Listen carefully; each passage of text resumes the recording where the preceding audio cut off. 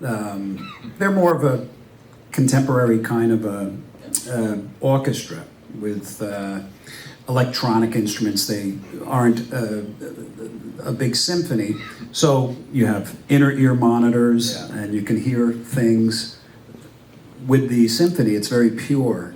There's no miking of the symphony. Electric guitar, it's kind of an interesting blend.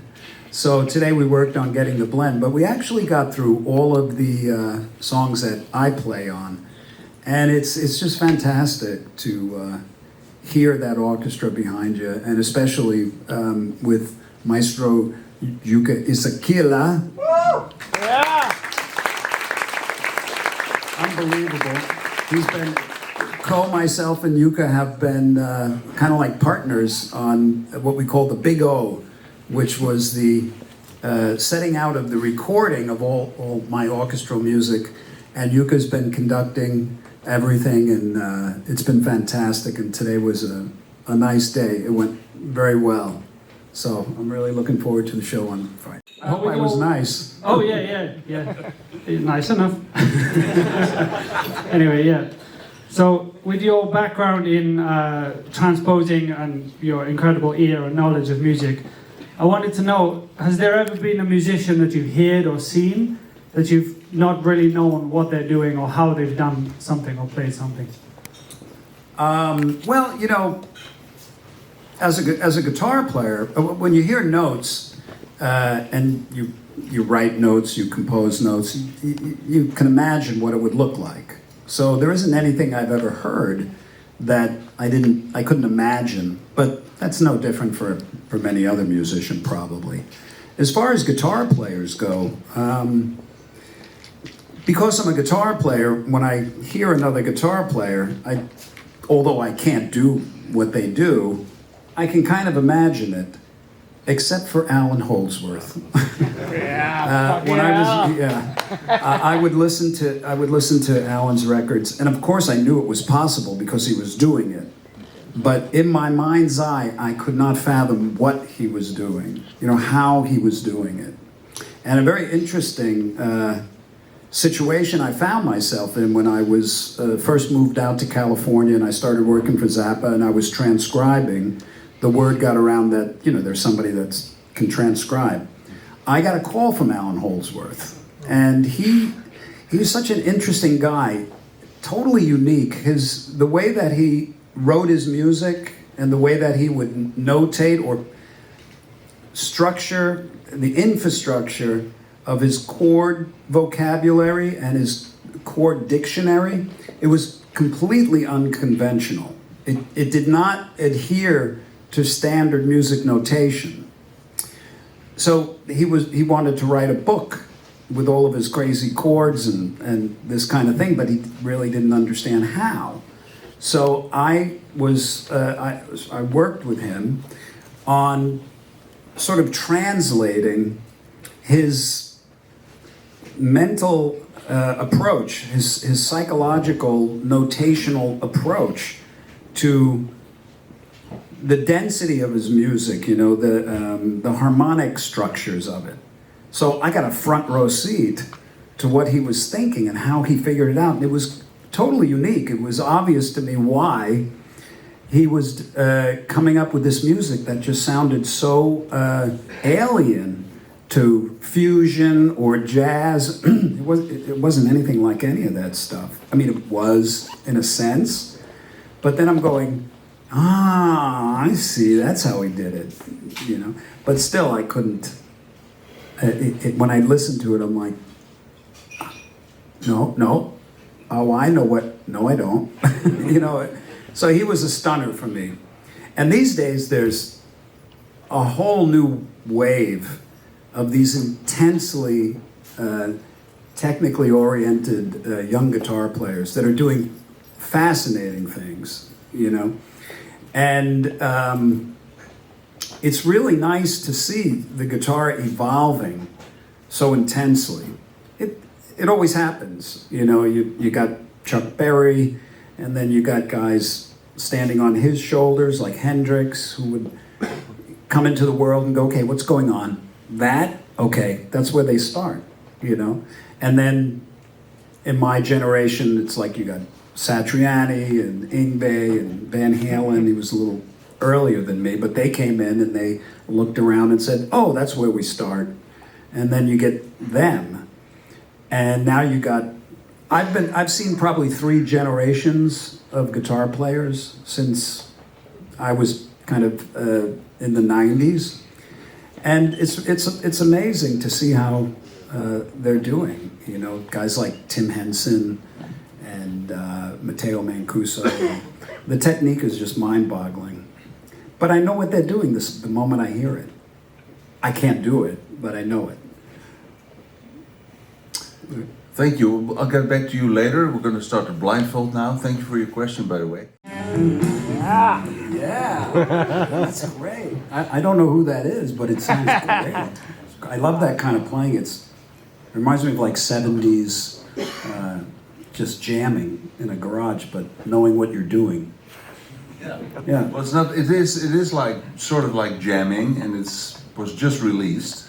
Really? Oh yeah, it's a pretty new CD. Did anybody recognize the tune? No. Nobody? Okay, I'm on. I don't feel so all alone.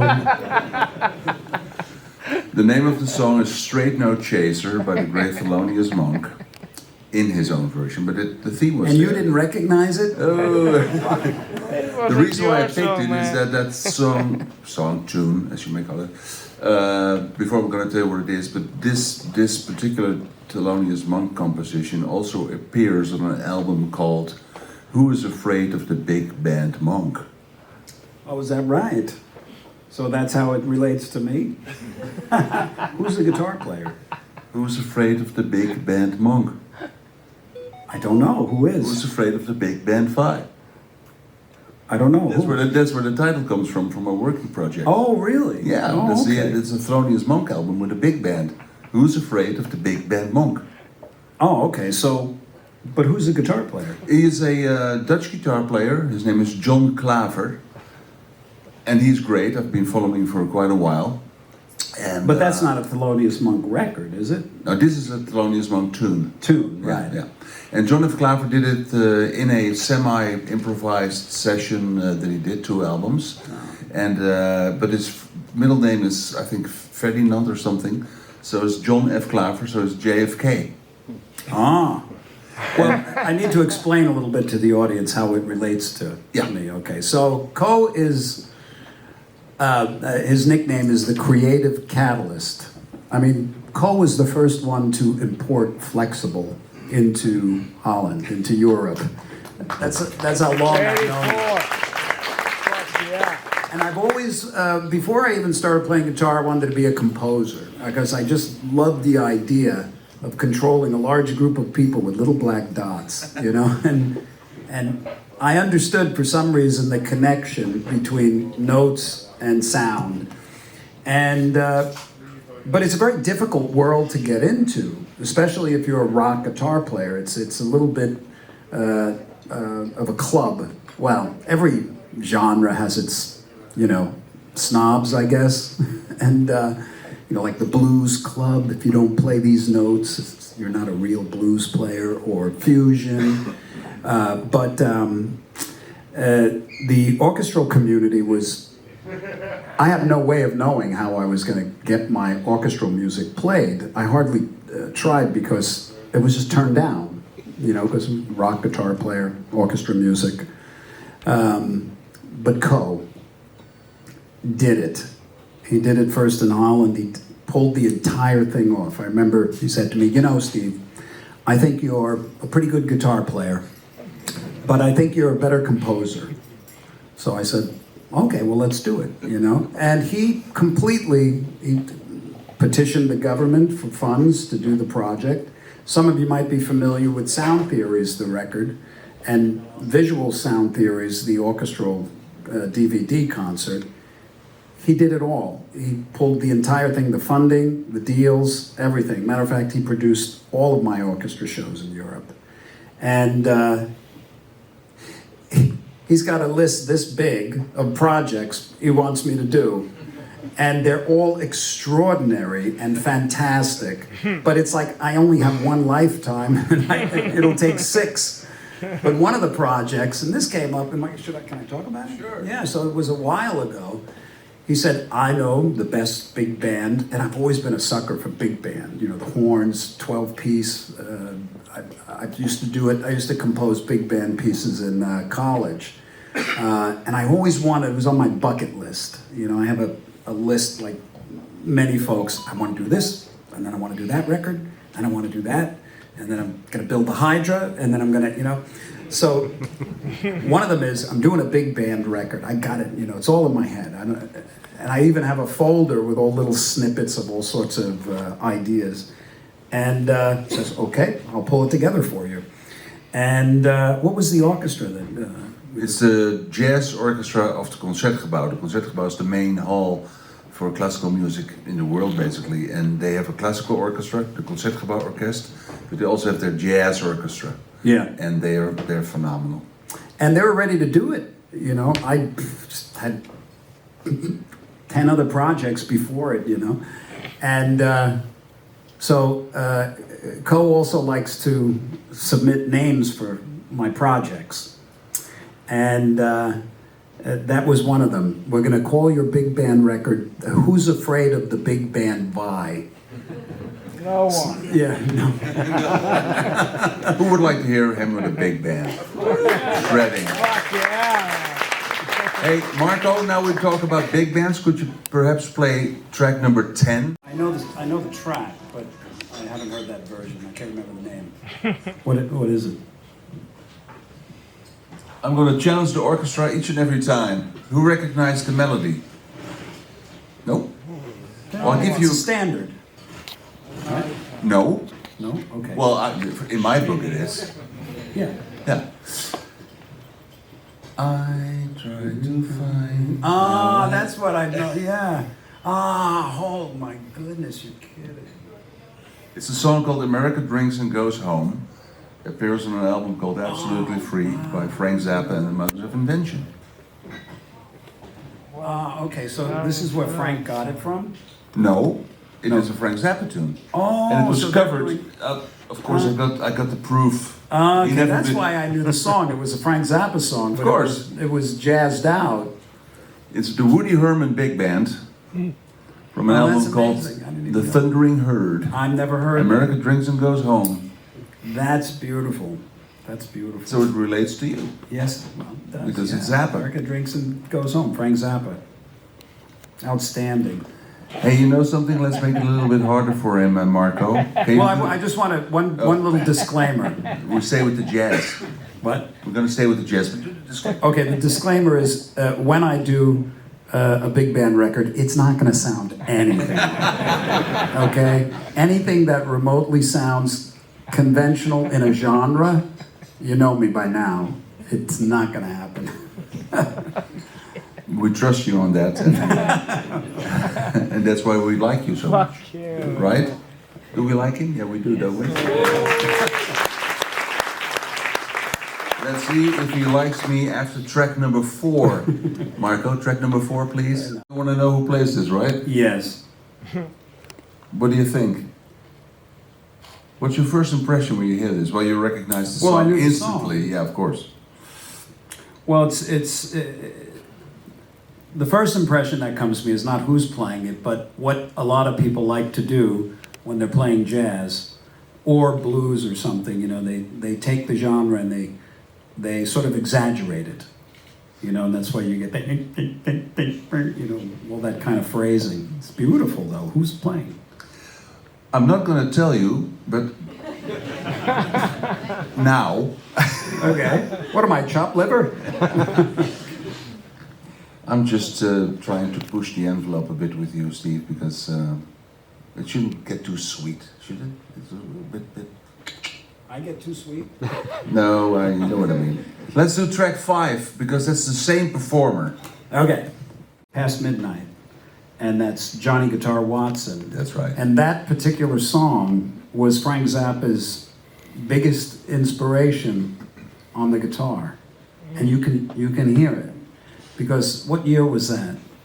50s. Yeah, so imagine the 50s. That sounded like, you know, Van Halen. You know? Mid-50s. There was like a ton of shit bricks hit the place on the guitar when that came out. And Frank was so inspired by it. You can hear Frank's style, very much like that. But you're telling me that was Johnny Guitar Watson that played the piano? Yes, on because Misty? he made a piano trio album on which he also sings, and I didn't want to give it away by his voice. It's full of standards, and it's an album called Getting Down with Johnny Guitar Watson. It's a piano trio album, but the funny thing is on the cover it has a guitar. Wow, okay, you got me. I had no idea that he could play piano like that. For the next piece, I would like you to. We're not going to play it in its entirety, but it's soft. So let's be all quiet. And for me, it has a personal, emotional value because I used to play this vinyl that you're going to hear now at my grandfather's place because he had a little stereo thing and he had some LPs. Most of them I didn't like. But this one was always, for me, very special, and there's a very remote link with you and Frank, but let's listen to this. The others don't have a very remote link. Let's listen to this. That's, sorry Marco, we're talking about track number 6, please. Sort of blasphemous to do a fade out on this piece, but there'll be many occasions that I can play it for you, and it will be online, and I'm going to give the CD to Steve, so whenever you want to hear it again, tell him to put it on the PA music before the show starts. Ravel. Ravel. Yeah. Pavane pour un enfant défunt. Afternoon. No. The prelude for Yuka. The prelude for the lost child. The swan. Right? No. Oh, no, That's another one. Yeah, the child. But what is défunt in French? Les enfants, les kids. Enfant défunte. Les enfants, it's the child. Yeah, but it's. I always thought it was a fawn. Because I No. never knew the translation. That's another one. But I think that that melody, man. The reason why I assume that you're connecting it with me is because I'm a big Ravel fan. Yes. Maurice Ravel, romantic period. I mean, that's sweet. You know, that's such beautiful music. And one of the things that he was so good at, besides being a master orchestrator, was composing for harp. And one of the greatest pieces for harp is a piece called Introduction et Allegro by Maurice Ravel. And he wrote it in 10 days for a contest. It was part of a contest. And I've listened to this piece so many times. I would suggest checking it out if you like that really touching. There's a DNA.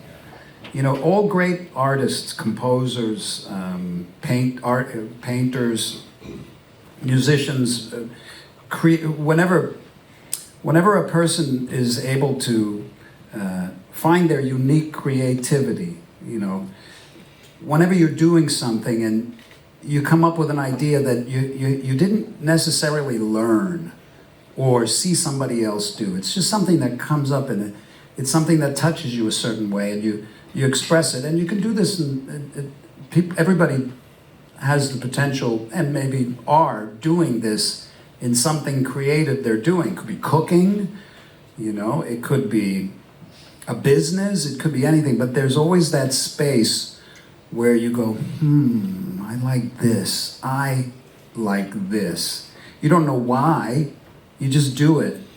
And I call that your creative DNA, you know? And I've noticed that, you know, in my music too, if you're listening to anything from like the Attitude song or anything from any record, you can't help it. Your DNA flows into it. If you're being honest, you know, some of my stuff doesn't have my DNA so much in it because perhaps when I was doing it, I had an agenda or something, you know. But Maurice Ravel, his musical DNA is really touching to me. You can even hear it. You hear it in that piece. You know, this is chord changes and stuff. Yeah. And I assume that's why you That's one of the two reasons. Also, that little harp thing that Yeah. also reminds me of your compositions. And I know you don't like me saying this, but you as a composer are, in my book, in the tradition of Bernstein, Varese, Stravinsky, Ravel, Zappa, Gershwin, and then you have Vai. So that's also a reason I picked it. And the other reason I picked it is this is one of my favorite versions of the famous conductor Pierre Monteux, Yuka, with the London Symphony Orchestra, who did quite some work on Zappa. Yeah, no wonder it sounded so lush. Yeah. It's And this was I had heard that piece. I think Ravel and Debussy used to compete as to who can write the most beautiful harp music. yeah. And when I was relatively younger when I heard that piece, Introduction at Allegro, and it's just every harp player, this is their Bible, and that's when I decided I had to be I wanted to compose for the harp, and it's a bizarre instrument to compose for, because you have. Harpists don't usually read music, or sight read music. They have to learn it because it's so complicated. You have hands over hands. You got to know what they can reach, what fingers they can use, how to write it in the staff so that they know what's going on. And they have pedals to make the notes go sharp or flat. And you have to keep track of all the pedaling. It's really quite complex, but what else sounds like a harp, So we'll get a couple of little nice harp cadenzas in the concert. Definitely. It's going to be very beautiful. Track 7, I'm going to introduce first, Marco, because I found another version of the Pavane pour un enfant défunt. And since you are a composer and a music connoisseur, I want you to listen very carefully what the difference in approach is. Would you do that? Sure. Okay. Play track 7, please. Did you know this version? No. Who is that?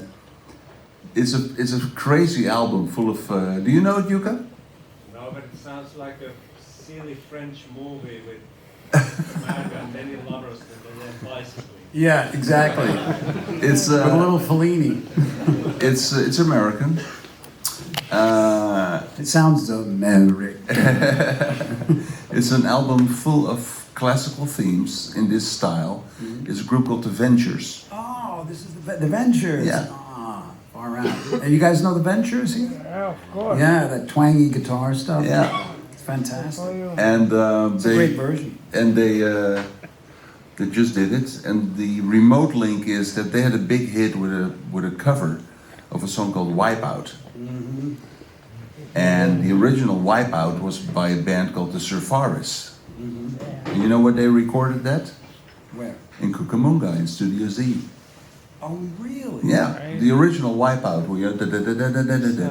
was recorded in Cucamonga. Well, this is a little more than 6 degrees of separation.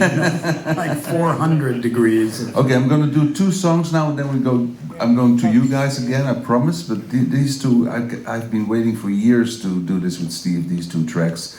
It's about guitar. It's about guitar. That's the hint. And I want you to listen to track 8. Marco, please. I have no idea who that is, Guitar? but it certainly is nice to hear a fiery Hammond through a Leslie, huh?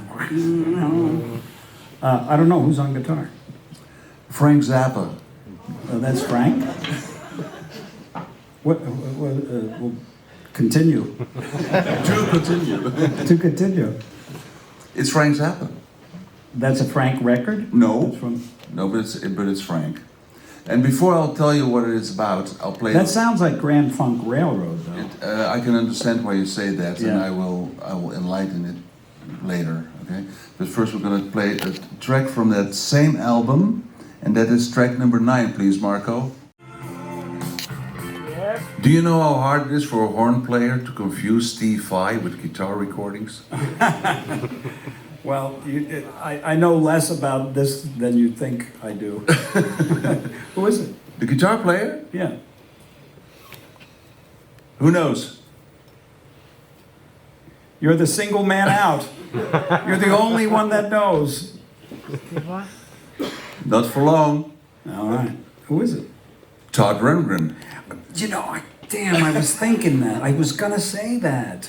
Actually, I was thinking, I said, it sounds like Todd, because when he gets those squeaky notes. Yeah. Yeah, and because it sounded like a jazzman or something, you know. It's I could, yeah. Now that you say, now that I do get it, yeah. And of course, Steve and Todd Rundgren had a fabulous collaboration not long ago on the new Todd Rundgren album. What was the name of that song? Eco Warrior Goddess. Check that out. For me it was just amazing because Todd, I was a big fan when I was young. One of the early concerts that I went to was when Raw came out, which is Todd Rundgren Utopia record. Just amazing. And Todd was always one of these guys that he had this musicality, and his DNA is strong. You know, you hear Todd's DNA in the music. Just the way he stacked his vocals, the way he would choose the melody over one chord to the next, you know. It just was one of those that just captured me, and so many, obviously. But he was also always very productive, prolific, and he played guitar good at, you know, just, he had that sound, and it's so interesting that I was thinking that. And I was a big fan, and I never got to meet him. I was always, he always bigger than life to me, you know, because he was one of those people that had a real unique voice. And I got a call from him, well, an email, a couple of years ago. It was before, I think it was before the lockdown. And we had kind of co-worked with Todd quite a bit. And I remember even seeing Todd in the streets once in Holland. He was there with you. Yeah. And I was with Pia, and I said, that is Todd Rundgren. I'm not going to say anything. I didn't even want to say anything to him. But I got this call, and he was working on a record, and he was kind of reaching out to various artists to submit stuff that he would then work on. So I sent him 25 pieces, and I didn't hear back for like a year, you know. And it took me a while to send this stuff because it's like, you know, what do I send Todd? Okay, some of them are just little snippets, just of like a little of my DNA, you know. But he was looking for more fleshed out pieces. So I had this one piece that I really wanted to record for a record called Real Illusions. So I actually did record the tracks for it. It was called The Death of Darkness. And I liked it, but I had to make a choice between that and something else, Freak Show Excess or something, you know? And so, like so many pieces of music, I had it on the shelf, and it was burning a hole. What am I going to do with it? I love this track. But it just sat there, and I sent it to Todd. And he goes, that one. So I said, oh, great. Todd Rundgren is going to work on one of my tracks. And some of the stuff was like just demoed, you know, it wasn't finished stuff. But it was there, you know, everything was there. The melody, the chord, all the guitar, the rhythm guitars, the solo guitar, that was all kind of completed stuff. And I get the track back, and I think it's going to be one of these things where he works on it, sends it back to me. I work on it, I send it back to him. And he sent it back, and he had his drummer redo the, you know, like he had his band basically replace a lot of the parts. And he left all my guitars, and he did this fantastic guitar solo, but there was no lyrics, no vocal. And he said, I'm thinking of leaving this as an instrumental track.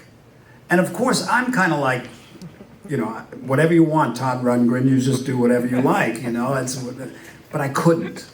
I just couldn't. I had to say, look, Vi, if you don't say something now, this is going to go by. And I wrote to him on his, and I just said, I would really like to hear you sing on this. I'd really like to hear your voice, your musical DNA, you know, on this track. I took a chance because he's toughy, man. He's tough.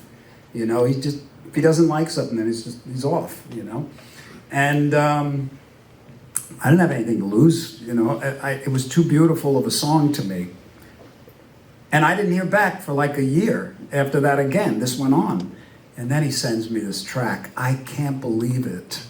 It's called Eco Goddess Warrior, and it's a miracle to me because he built these gorgeous. Can you play that? You don't have that. If you get a chance, it's on Todd's last record. If you like my DNA, this track is just so. I couldn't believe it. I was listening to it, and I'm going, "That's him." They're gonna check it out. Catching the melody. I wrote the melody, but it all sounded like a Todd track in a way. Yeah. So that was remarkable to me. I do have to give you some credit because you mentioned Grand Funk a few times. Yeah. Yeah.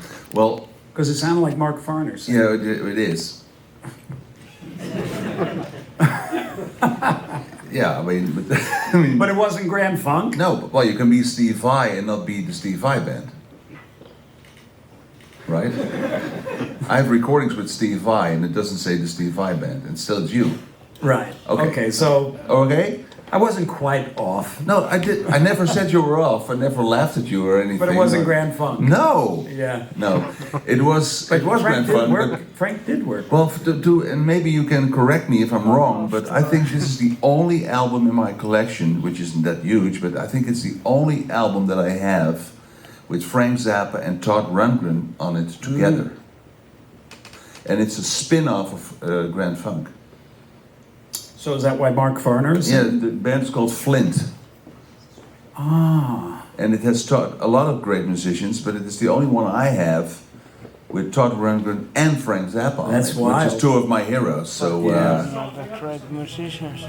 I sent him, and he put the vocal and the lyrics, and then I saw him not too long after that. I went to see him, and we were hanging out, and he told me what it was written about. But I won't tell you until you don't have to play the whole. Well, play it. Turn it up. I was surprised when I got that back. It had those. All those chords. He grabbed all those chords and the melody and everything. It's fantastic. and you know what? The fascinating thing. He's your hero. He's my hero. He's a hero for many people. I did a project with him with the Metropole Orchestra.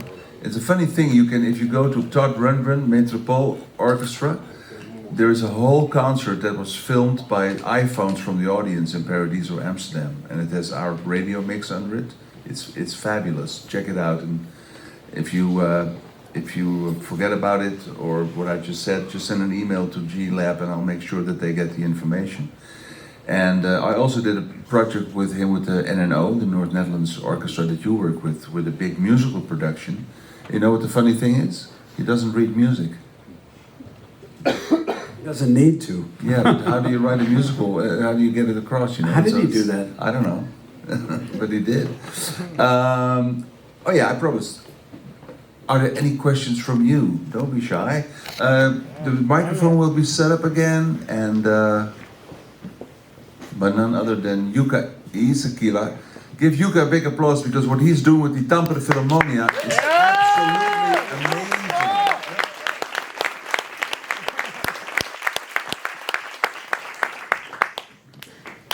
Me or you? You decide. Yeah, thanks. I have a short one. So if you can maybe tell a couple of words about, let's say, your relationship with accordion. With accordion. the accordion? Yes.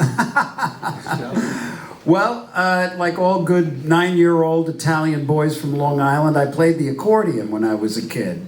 And my father used to make me practice a half an hour a day, and I hated it. The only thing I could play was Smoke on the Water. Yeah. You know? And Arrivederci Roma. You know, but I love I got to be able to read music. I mean, finally I was like connecting notes but they always smelled great, you know? Something about the air and the bellows, it was misty and, you know, but that's as much as I can tell you about the accordion. Thank you very Thank much. you. It's a good question. Thank you for helping me let everybody Yeah. know I played the accordion when I was a little boy.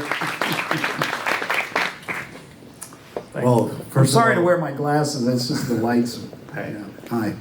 So first of all, I really want to thank you, bottom of my heart, for you to find gentlemen to arrange this kind of evening for us here in Tampere. I want to thank you from the bottom of my heart for buying that shirt.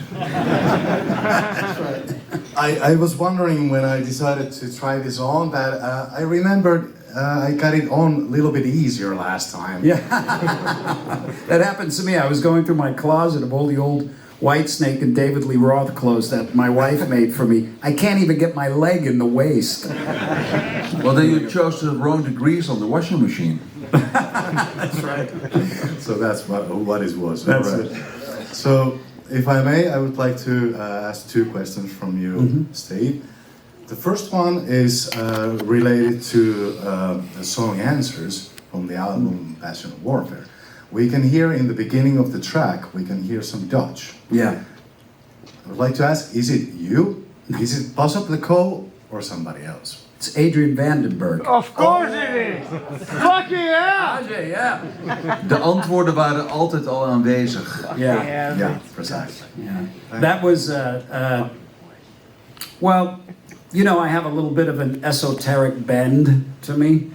And when I was recording with Whitesnake, I was finishing Passion and Warfare. I had finished Passion and Warfare. And I like to put all sorts of little snippets of individual things, you know, like little segues. So it was all mixed and mastered, and I had the tapes, but before I brought it to be, actually it wasn't mastered, I was bringing it to be mastered, I was rehearsing with Whitesnake. So I went around with my dad to each of the guys and I had them say something. So at the end of For the Love of God, you hear, we may be humans, but we're still animals. That's David Coverdale. Yeah. And at the beginning of the animal, you hear, mi lengua, se me same de mi boca. That's Rudy Sarzo. Yeah, he says, my tongue, it keeps falling out of my mouth. Because if you ever seen him perform, he's like, so I asked him to say, my tongue, it keeps falling out of my mouth. And with Adrian, I always like the Dutch language. It's just got nice angles and stuff. And Adrian, it's so interesting when you know somebody and you speak to them in your language, English, and you know they have an interesting accent, and then all of a sudden they start talking to somebody in their own language, and you're like, who is that guy? You know. So I asked Adrian to put that on the records, and it says the exact translation. What is it? De antwoorden waren altijd al aanwezig. The answers have always been there. Yeah, the answers have always been within. That's what I asked him to say. Or the answers are within, something to that effect. Yeah. So that's Adrian, yeah. Thank We you. just released a new album, by the way. Yeah. Check it out. Great rock and roll record. Any more questions? Sorry? Yeah, yeah, Two another one. questions. I had the second question. Your middle name is Siro. Yeah. As you have known Jukka for a while and some Finnish people, did they ever mention that it actually is a Finnish word? No. What does it mean? I don't know. I better be ready for this. So, Siro in Finnish means slender. Stevie Slander. I like that. Now I'm going to have some new t-shirts made. It sounds like a porn movie. With Steven Slender. We're all waiting. Then I can have a real career. I tell you. Thank you very much for the answers. Yeah.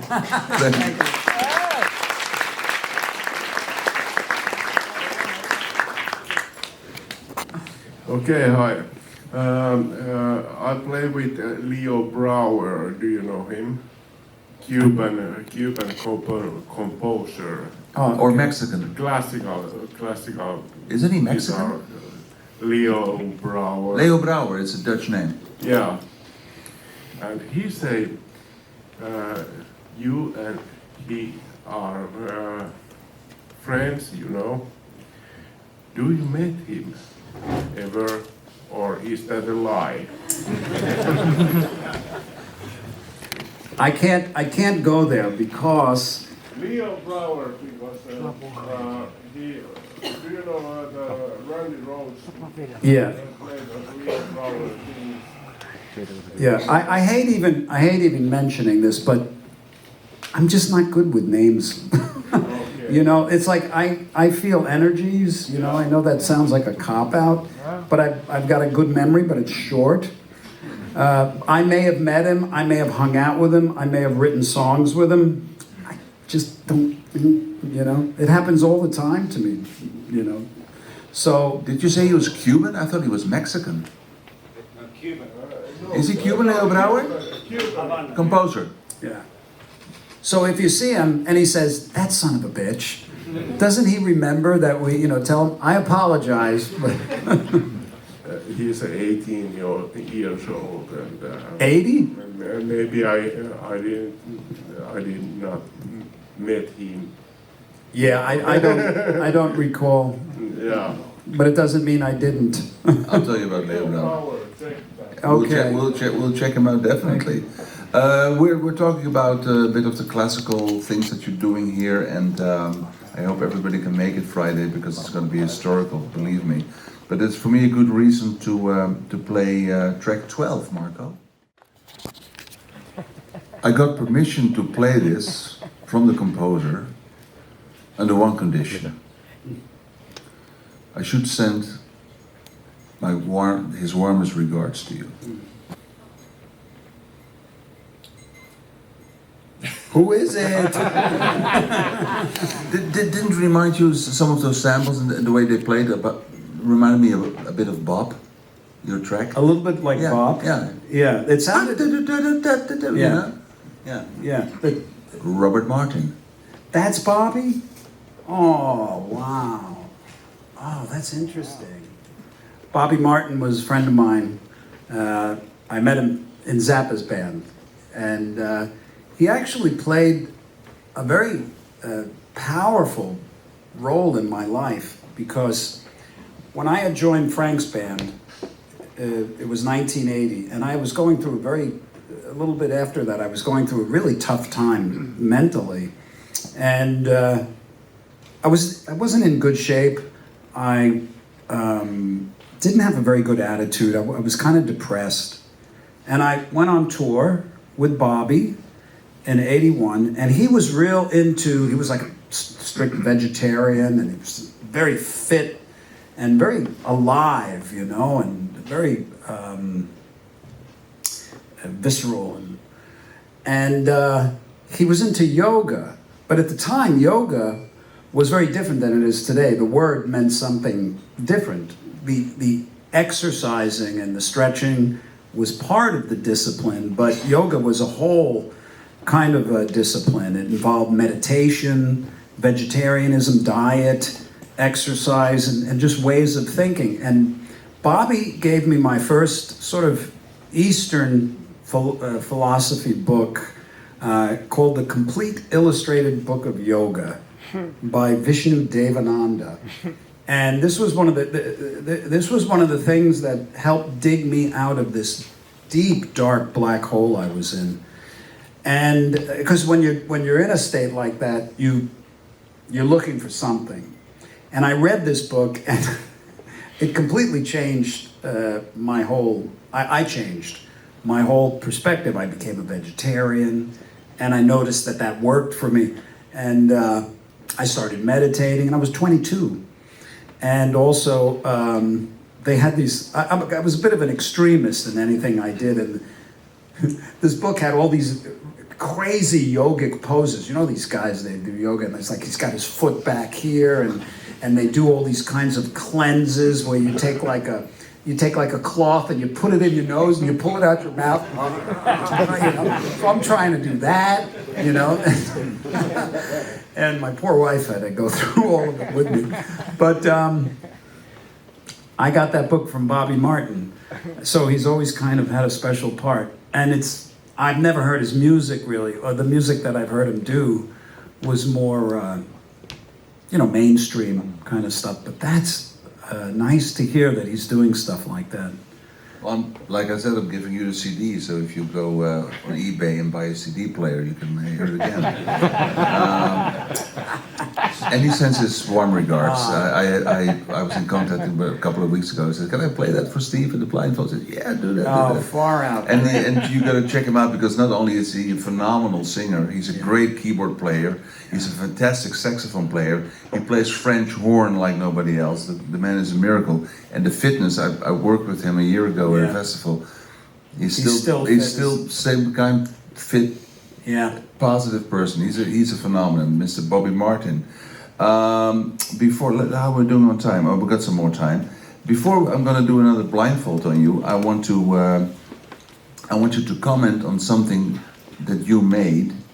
Only I did a little homework on it, and it's about a certain pattern that five fans will know. No. Of course. Let's play track 14, please, Marco. Which is now the real match.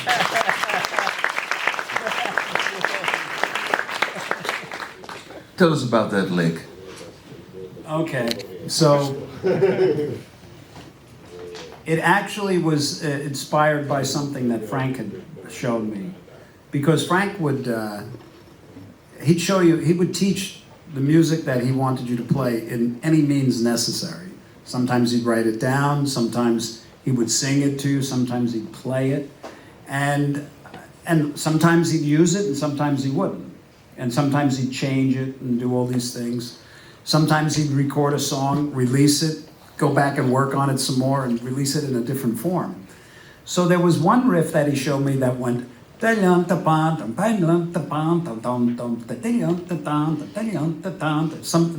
like that.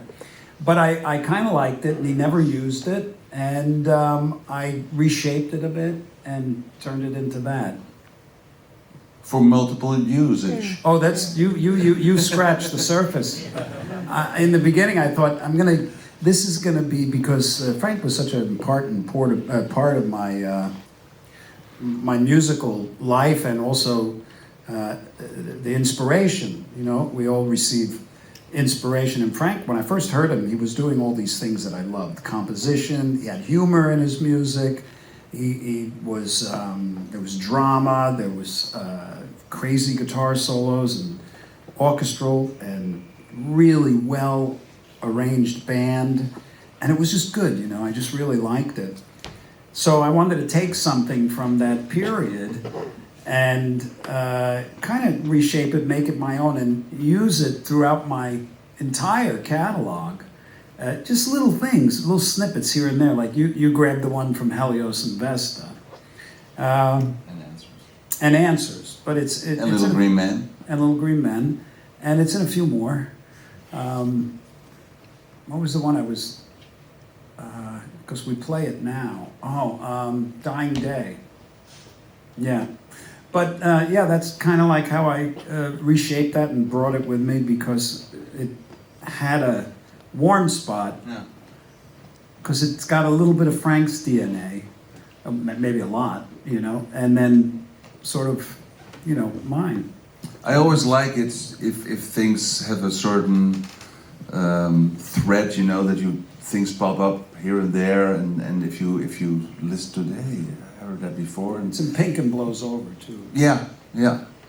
And what we call conceptual continuity, thanks to Frank. And now for the conceptual continuity, because I'm happy that you just said what you said, because it goes along with my list. This needs a disclaimer, because this is something I normally don't do when I'm around Steve Vai, but I'm going to sing. And he always warns you when he's going to sing on stage, so do I. I've learned from the greatest. But I'm going to sing a very short thing, and I want you to sing the rest of it, what comes after it. I'll try. I take it you're pretty familiar with the song Don't Eat the Yellow Snow? Mm-hmm. Okay. Then I will sing something and I will cue you, and then you have to pick it up, right? So think of the song.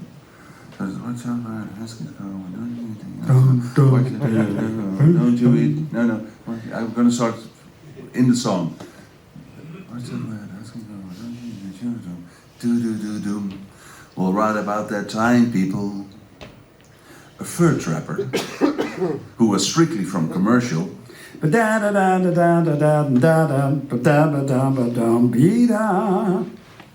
strictly commercial. What did we just sing?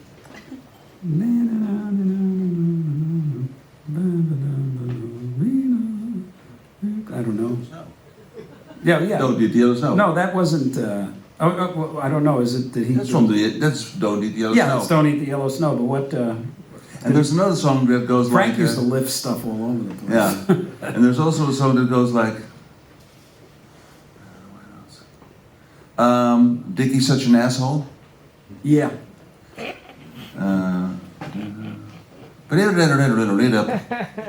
You Is that remember? right? That's the same. That's the same notes, right? Oh, okay. Yeah. We go back to the early 50s, I think. Can you please play track 15 and see what happens to Steve Vai's eyebrows? So that's where Frank got it from. Yeah. Yeah. Yeah. You know who this is? Who it is? Yeah, it can only be one actually. I don't know. It's Lionel Hampton, Oh, really? and he wrote it. Is that Yeah, it's a right? song called Midnight Sun, and Frank uses it all over the place. Yeah. Well, he used to do that to pantomime, make fun of, things that he liked to make fun of, which was everything. Well, I have two short tracks to go, and then we'll round it up. And but I want them to do them, so I did my whole list. Marco, can you please play track 3 for us, please? Yeah, Dweezil Zappa, like Frank's son. I remember Frank was going out of town, and he asked me to. Well, first he asked me to give Dweezil some guitar lessons, and I said sure, And Dweezil had never played, and he picked up the guitar, and I was giving him his first lesson, and he was awful. I mean, he couldn't hit one note without hitting 3 strings. And I'm like, oh, what am I going to tell Frank? His son's he's never going to play, And so I gave him some pointers. And Dweezil, I cite him quite often as being a natural, because I always thought that music was very natural to me, but the guitar I had to work really hard. It always seemed to me that everybody around me could play it so much better, quicker, and it didn't feel natural in a sense. Like it's the only instrument I can play. But Dweezil shocked me. He shocked me. I came back the next week, and he was really connecting. And then I give him like a Van Halen record. And then within a month, he's playing Van Halen, And then I give him an Yngwie record, And it sounds like Yngwie, but you can hear it. And I was just stunned at how fast he could improve. And he was just one of these kinds of guys that you look at something, and if he got it, he just really got it. So I was happy that I could tell Frank that his son wasn't a musical retard. And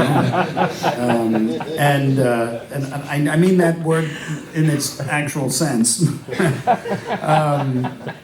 But he was a stunner, and he was making his solo records, and he would sound totally different on the guitar. But then when he decided to do the Zappa Plays Zappa and go out and play Frank's music, he wanted it to be so authentic to Frank that he could play sort of like Frank, but just a little better, Yeah. Just like a little cleaner, a little faster. And I played with him so many times. He's a beast on the instrument. And that was one of the Frank songs, yeah. This is a song that he put out called The Road Less Traveled. Yeah. And I also could play this only under the condition to say hi. Ah, right. So, which I do now. I have one track. What I would like to do is I would like to play it, and in the guitar solo we fade out, and then after we're done, maybe you can play that whole track again, because it's one of my favorites. And it's track 11, Marco. Now it's obvious who the drummer is. I have no idea. I don't have any idea of any of that. No? Not a drop. Who is it? On drums, I have no idea. Chester Thompson. Okay.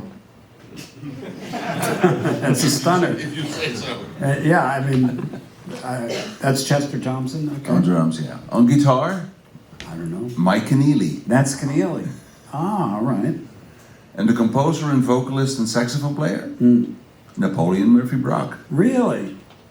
Okay, so that's my brethren. It's all my Zappa brethren. Yeah. That's amazing. Except for, well, that's Nappy wrote that. Yeah. Yeah, that's great. It's on his album, which I always call the worst album cover ever. it's. I'll show you. Maybe you agree. It's a Napoleon Murphy Brock. It's called Balls. That's like we have this movie in America. I don't know if you have it here. It's what's that movie about the future? Idiocracy, where in the future everybody's just like turns into these idiots, and the #1 movie is called Ass, and it's just a picture of a guy's naked ass, and everybody in the movie theater is just sitting and laughing at it. So this is, yeah, that's pretty bad.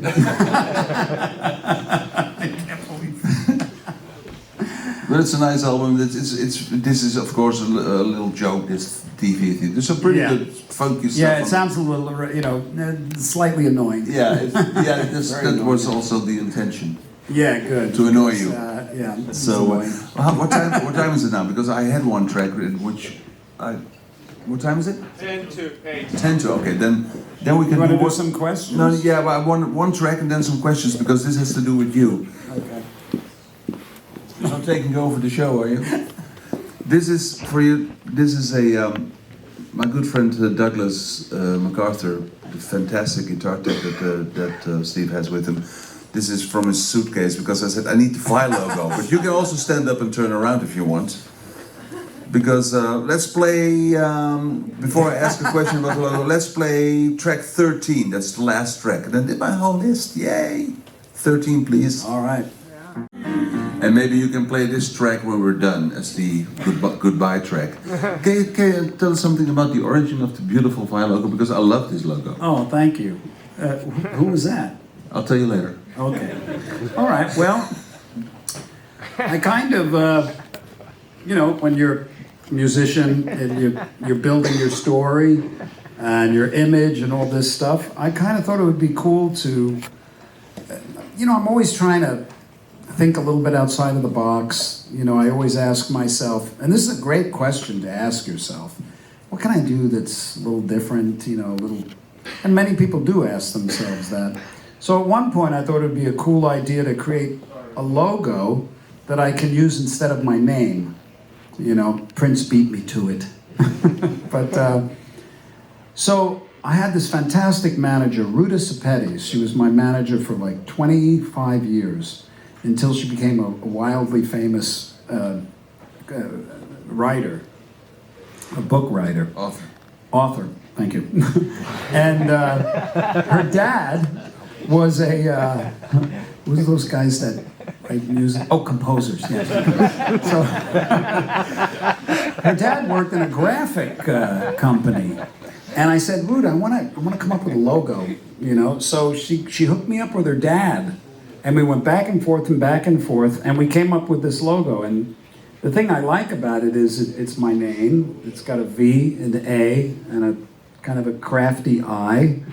And there's something kind of nice about the way it looked. It was like a hieroglyphic. And it reminded me, I might not assume that some of you have seen some of the artwork that I do, but I actually created this private language when I was 14, through the ages of maybe 13 to 17. And I actually created this language that didn't look like, it was unique. I made it up. And I could read it. It was just symbols for letters. And I have all sorts of books, notebooks that I would write secret stuff in this language. And this sort of is the kind of structure of the language that I created. And that's it. And The Light Without Heat is the name of a company. I got that, I was actually inspired by, back in I think it was probably 1984, I was really getting into New Age and metaphysics and this kind of thing. It was which is sort of like an introduction to spirituality. And there was this fantastic bookstore in Hollywood called the Bodhi Tree. And they had every kind of esoteric book you can imagine. Everything from seances to numerology to the pyramids to UFOs, Eastern philosophy, the Bible, and every religious kind of a book, witchcraft. They had everything. And I just was so fascinated with this store. I just started reading all of these various kinds of disciplines and books, and even at one time dabbled a little bit. I read the Aleister Crowley works, and even sent away for a talisman one time to perform magic rituals, which I never actually did because I was afraid of releasing denizens from the abyss that I couldn't control. So, it's true. And I mean, there was kind of a passing phase on things, but there was this one book that I came across that I was so fascinated with.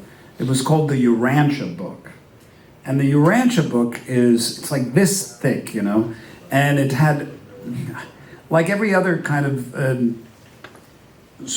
religious kind of overview, they have their own take on everything. And I found it interesting. There's a whole portion that was very interesting that was the early life of Jesus Christ, Jesus of Nazareth. And whether it was true or not, I didn't know anything because there was missing years in his life. And this chronicled them, like every step of the way. And I was I didn't know if any of it was true, but I was interested. I was 22, 23. But they had all these fantastic phrases in this book. And one of them was midway creatures. There was the midway creatures. And one of them was light without heat. And to try to explain what that means, you'd have to read the book. But in a nutshell, it's not this kind of light. It's the light of your, and this I didn't get from the book, the explanation I'm giving of this. This was just a phrase that I read at the time that I really, it ignited something else in me. And the light that is without heat is the light of your awareness, which is who you really are, your awareness. And there's no heat in it, of course. Heat is a physical thing. So I found that fascinating, and I named my company and my record company. And to this day, my main business loan-out company is called Light Without Heat. And this is the card. And there you go. And there it is. We know. And I'm happy to say that the magical witchcraft and all the things that you can't understand will be happening this Friday on the stage under the baton of Jukka Isakila, the fantastic Tampere Philharmonia. And I want to thank you, I presume on behalf of everybody here. We know your schedule, we know how busy you are, and that you took the time to spend these 2 hours with us is very, very much appreciated. And I think we all want to thank Steve very much for being here with us. Thank you so much, Steve.